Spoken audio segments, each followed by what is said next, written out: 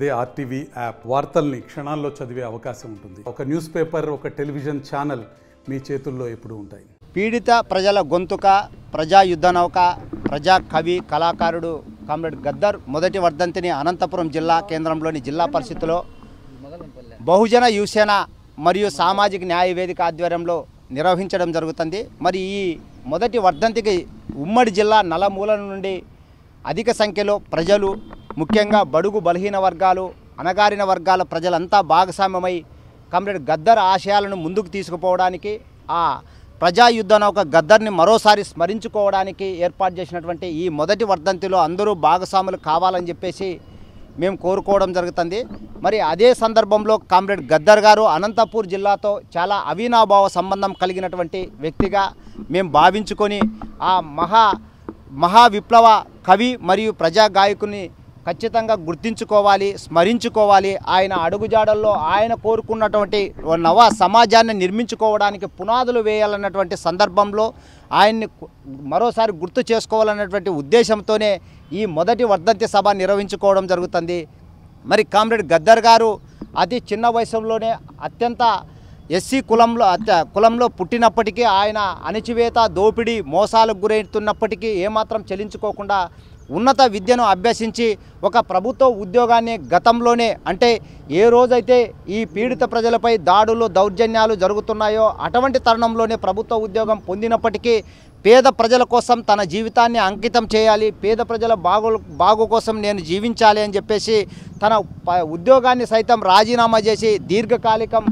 ప్రజా ఉద్యమ నాయకుడిగా, ప్రజా కళాకారుడిగా నిరంతరం పోరాడినటువంటి వ్యక్తి కామ్రేడ్ గద్దర్ అని చెప్పేసి తెలియజేయడం జరుగుతుంది. మరి అటువంటి గద్దర్ గారిని అతను ప్రజల కోసం పాడుతున్నాడు, ఆడుతున్నాడు, ప్రజలను చైతన్యవంతపరుస్తున్నాడు, అట్టడుగు వర్గాలకు రాజ్యాధికారం వైపు అడుగులు వేయించే దిశగా పయనిస్తున్నాడని చెప్పేసి అప్పటి ప్రభుత్వం అతని మీద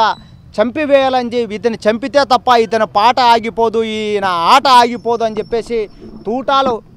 తన శరీరంలోకి గుప్పించినా కానీ ఏమాత్రం చలించుకోకుండా వెన్నులో తుపాకీ తూటాలను భరిస్తూనే ప్రజల కోసం చివరిదాకా పాడిన పాటని ఎప్పుడూ ఈ ఆంధ్ర రాష్ట్ర ప్రజలు మర్చిపోరని చెప్పేసి ఈ సందర్భంగా తెలియజేయడం జరుగుతుంది. మరి అటువంటి గద్దర్ గారిని గుర్తు చేసుకుంటూ ఆయన మొదటి వర్ధంతికి జిల్లా నలుమూలల నుండి అత్యధిక జనాభా కలిగినటువంటి ఎస్సీ, ఎస్టీ, బీసీ, మైనార్టీ వర్గాలే కాక ప్రతి మేధావులు, విద్యార్థులు, మహిళలు అధిక సంఖ్యలో పాల్గొని ఈ వర్ధంతిని విజయవంతం చేస్తారని చెప్పేసి తెలియజేసుకోవడం జరుగుతుంది. ప్రజా గాయకుడు కామ్రేడ్ గద్దర్ గారి ప్రథమ వర్ధంతిని అనంతపురం జిల్లాలో జిల్లా పరిషత్ హాల్ నందు ఆదివారం రోజు నిర్వహించడానికి మేము సంతోషిస్తూ ప్రజా యుద్ధనౌక గద్దర్ గారికి ఘనమైన నివాళులు అర్పించాలని చెప్పేసి ఉమ్మడి అనంతపురం జిల్లా ప్రజలందరినీ ప్రత్యేకించి కోరుతూ, గద్దర్ గారితో అనంతపురం జిల్లాకు